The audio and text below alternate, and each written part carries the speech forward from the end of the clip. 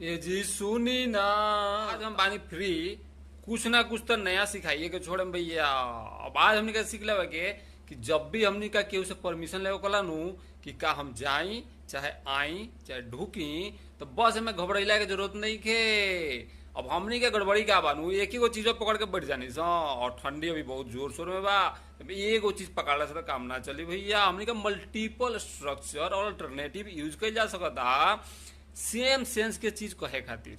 अब सिर्फ डिफरेंट का होला कि जैसे वो थोड़ा फॉर्मल होला और कुछ इनफॉर्मल होला, तो डिफरेंस में फंसला की जरूरत नहीं है। वो हमने एडवांस लेवल पर सीखत रह जाइए। हमने का अभी सिर्फ फोकस करे के बा बोले खातिर, सिर्फ बोले खातिर वोकल कोड जो मानू क्लियर होके और थोड़ा फ्लुएंसी आवे। तो ओकरा खातिर का बात बहुत ज्यादा सोचला की जरूरत नहीं है।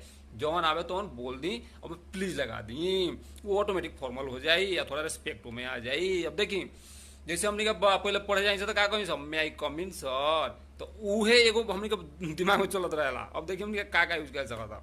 जैसे सामने वाला अगर ज्यादा फॉर्मल बा इज्जतदार बाटे तो उहे यूज कर मे आई कम, या लंबा चौड़ा मे आई कम इन सर जोन भी। और मे वाला, और जैसे कि थोड़ा सा चले वाला बा, थोड़ा अपनापन बाटे, तो कैन आई कम, हमें प्लीज भी लगा जा सकता। कैन आई कम सर, या कैन आई कम इन, या कैन आई कम प्लीज, या कैन आई प्लीज कम। कोनो भी तरीके से बोला जा सकता, सबके मतलब समझ जाए सामने वाला। अब देखिए जैसे ओकरे जगह पर शुड आई कम और could I come, do I कम, ऐसे भी पूछल जा सकता।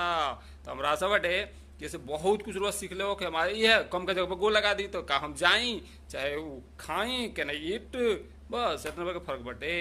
और ऐसा खतरनाक खतरनाक चीज सीखे खातिर नया नया चैनल पे बने रही। और देखिए हमरा कितना श्रद्धा बाटे कि ठंडी में भी रुका खातिर हम, और तो थोड़ा सा श्रद्धा में गर्दा ना लगे चाहिए। चैनल को सब्सक्राइब कर ली, अब पूरा एकदम शेयर करके गर्दा मचा दी। So thanks for watching.